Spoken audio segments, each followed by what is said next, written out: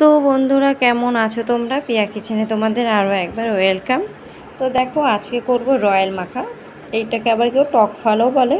তো এটা আমাদের বাড়ির নিজস্ব গাছ থেকে পেরে নিয়েছি। আর দেখো কি সুন্দর লাগছে দেখতে। তো চলো এটাকে আমি এখন মাখিয়ে নিই।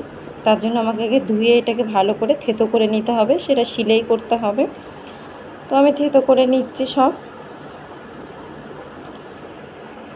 আর এত রস ফলগুলোতে, দেখো ছিটে ছিটে কত দূর চলেছে।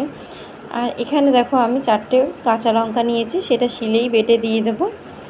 আর এখানে দিয়ে দিলাম পরিমাণ মতন লবণ, দিয়ে দিলাম 4টে শুকনো লঙ্কা পুড়িয়ে, আর এখানে দিয়ে দিয়েছি কাসুন্দি দিয়ে বেশ ভালো করে শুকনো লঙ্কাটাকে ডলে আমি আগে এটাকে মাখিয়ে নেব।